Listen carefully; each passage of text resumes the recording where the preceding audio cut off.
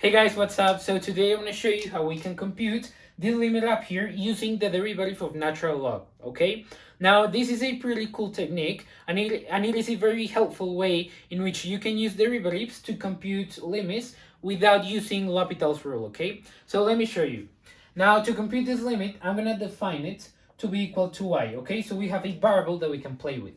Now I'm going to take the natural log on both sides of this equation. So we have ln y is going to be equal to the limit as n approaches infinity for the natural log of 1 plus 1 over 2n to the 5n, okay? Now you might have a question in this up until now, and it's, well, can I write ln inside the limit? And the answer to that is yes. There is a property that allows you to say that the ln of any limit as x approaches c for any function f of x is going to be the same as the limit as x approaches c for the natural log of any function f of x, okay? Now this property is true, and it basically allows us to move any natural log that we have outside or any normal logarithm without base e. We can move any logarithm that we have inside the limit, okay? Of course, it has some conditions and some other circumstances that we should consider, but in this case, just trust me that you can use this property to write this natural log inside this limit, okay? In this case, we can do that. So now we're going to continue by using a rule of exponents that allows us to move this 5n to the front of ln, okay? That is a rule of logarithms. So this is blue. Let me continue with black. So this is going to be equal to 5, the limit. So this is going to be the limit as n approaches infinity of 5n times the natural log of 1 plus 1 over 2n, okay? Now you can see that I said that we were going to use the derivative of natural log, and in this case we already have natural log on inside the expression, okay? So we're getting close to what I want to show you. Now we're going to do something, and that is we're going to define a new variable. So I'm going to let delta x be equal to, so now I'm going to choose 1 over 2n to be the value of delta x, okay? And you're going to see why in a moment. So now if we have that delta x equals 1 over 2n, well, we can also create an expression for n. So then we have that n would be equal to 1 over 2 delta x. 1 over 2 delta x, okay? So now these two equations, they're true, and we can now substitute them into this limit and then see what we get. So I'm going to continue up here. I'm going to make an arrow so you know that, well, we continued up here. So now we have this limit, and now let's substitute this value. So we have that the limit.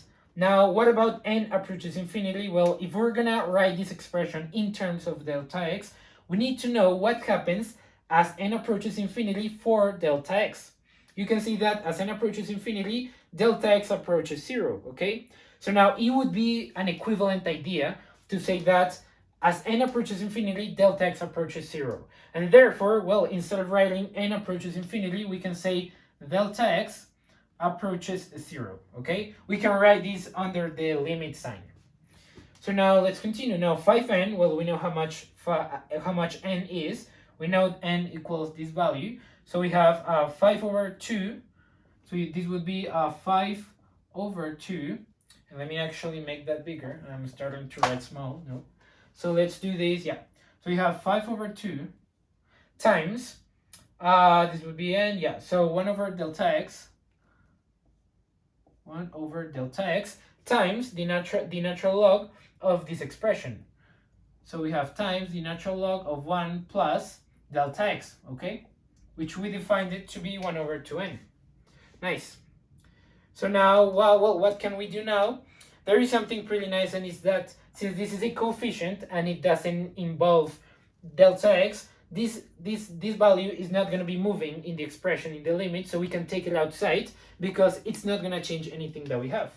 So now this is going to be equal to 5 over 2 times the limit as delta x approaches 0 for, and now watch what I'm going to do. I'm going to say that this is ln 1 plus delta x minus ln of 1, and all of this over delta x, okay? Now, what did just happen? Well, it goes like this. You know that ln1 equals 0, okay? So when I wrote ln1, I didn't change anything in this expression. This is the exact same expression that we have on top. I just simply subtracted 0, and that's it. I didn't do anything special. And the good thing is that, well, we know we have 1 over x, 1 over delta x multiplying this expression. So we can distribute delta x as a denominator. And, well, something we can do is that since we wrote ln1 here, I believe that now you can see this is the definition of a derivative for natural log, okay? And since this is the derivative definition for natural log, well, now we can just simply find the derivative at the base point that we have. So you can see that we don't have ln x plus delta x minus ln x. We have ln1 plus delta x minus ln1. So now x equals 1. So that means that we're evaluating this derivative at x equals 1. And then we're multiplying that derivative by 5 over 2. And that's it, okay? That is how much ln y, remember, all of this equals ln y. That is how much ln y is going to be. So let's continue. So we have 5 over 2 times, we know this is the derivative of natural log evaluated at x equals 1. So ln x equals 1. And we know this is going to be the same as 5 over 2. Derivative of ln x equals 1 over x. Now 1 over x, where x equals 1, well, we know that's just going to be 1 over 1. So I'm going to do this. So you know that we did something. We multiplied the derivative simply equals 1 over 1. And so we get that ln y equals 5 over 2, okay? And now, remember, our goal was to find how much y equals, okay? How much y equals to. And since, well, we have y in here, well, now we can just simply do something or put this equation in exponential form and find how much y is. Because if we find the value of y, well, we just found how much this limit equals to, okay? Because, well, we know that limit equals y, so we can, treat y and the limit interchangeably, okay? So we know that something we can do is that we can use base e, so we can say e to the ln y is going to be equal to e to the 5 over 2. We know e and ln, they will cancel out. That is a property of logarithms. If you don't know it, don't worry about it.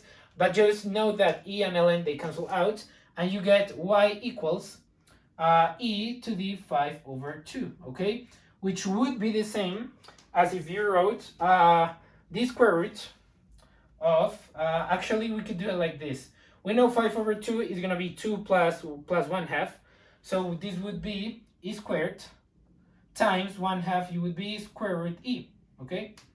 I think this is a better form, okay? So that would be 2 1/2, yeah, that we get a correct value. So now this would be the limit, the result for this limit up here, okay? So now you can see that this is pretty simple, as long as you understand that, well, when we introduce a new variable, we didn't really do anything. So you shouldn't be confused about this. When I use delta x in here, well, you can see like this. The limit as n approaches infinity for ln1 plus 1 over 2n, we know 1 over 2n is going to be equal to 0, okay? So we would have the same effect or the same mathematical idea as ln 1 plus delta x when delta x approaches 0, okay? It would be the same. And of course, we would also have that this expression, ln 1 plus delta x minus ln 1, would be divided by 1 over 2n. And we know as n approaches infinity for 1 over 2n, this value, or delta x, will approach 0, okay? So when we introduce a new variable, don't be confused about this problem, okay? We're not doing anything weird. We're basically just, changing the way we write things so that we can see in a more evident way that this is a derivative, okay? But if you want to switch the notation here and use n, well, you're welcome to do so, because you're going to see that you get the same thing, okay? So there's nothing complicated about this, as long as you understand, I believe, some logarithmic properties and these new variables, okay? So that's pretty much it. So, well, I hope you guys have enjoyed this video, you have learned something, and I will see you in the following one. Don't forget to subscribe, and yep, bye.